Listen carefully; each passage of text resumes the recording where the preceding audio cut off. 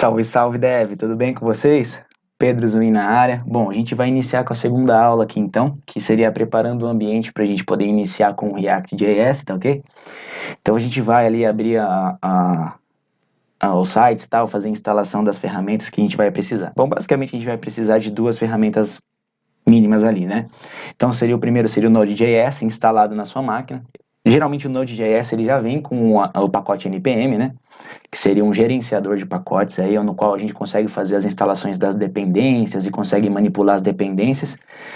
E a segunda seria um editor de texto aí, basicamente da sua preferência, tá? Então, aqui no meu caso aqui eu vou utilizar o VS Code, mas poderia também ser um outro editor de texto, tá? Bom, sem mais delongas então, vamos iniciar. Vamos dar início aqui então.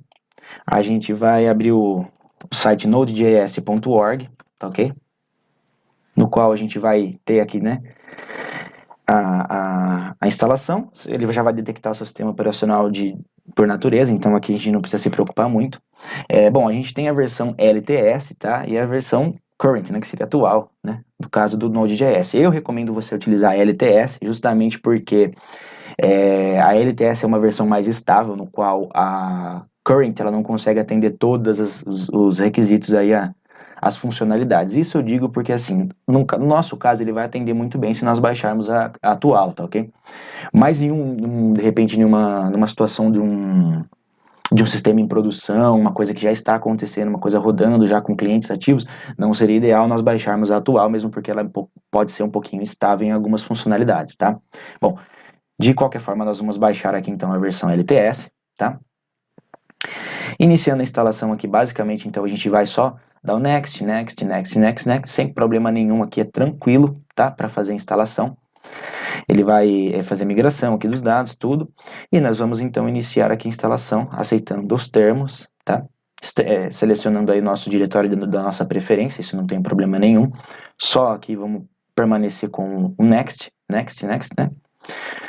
Se você quiser, no caso do instalar automaticamente o Chocolatey, né, que seria também um gerenciador de pacotes, mas esse é mais para alguns pacotes mais específicos, né? A gente não vai entrar em muito detalhe nessa aula, mas se ficar da sua preferência também, se você quiser instalar, pode instalar, não tem problema nenhum, tá?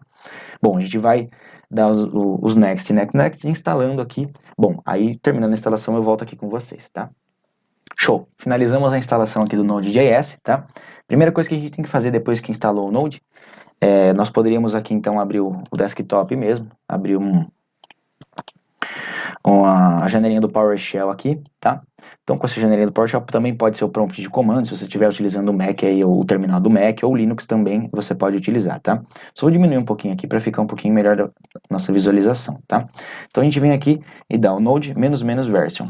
Primeira coisa que a gente pode fazer, tá? Bom, show. Então, se ele não mostrou para mim que Node não é um comando conhecido pelo Windows, se ele mostrou uma versão aqui, então a gente já consegue iniciar a instalação aqui das nossas dependências. Vamos lá.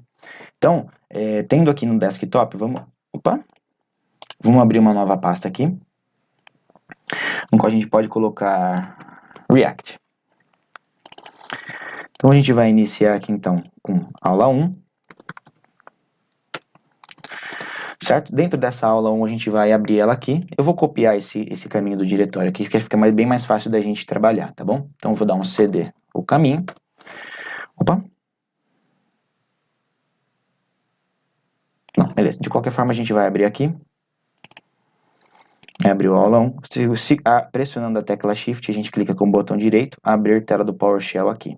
Beleza. Então primeira coisa que a gente pode fazer aqui, então, abrir o npx, tá? Nesse caso é npx create react app, seguindo depois então do nome do nosso aplicativo. Então vai ser aula 01. Vamos iniciar aqui.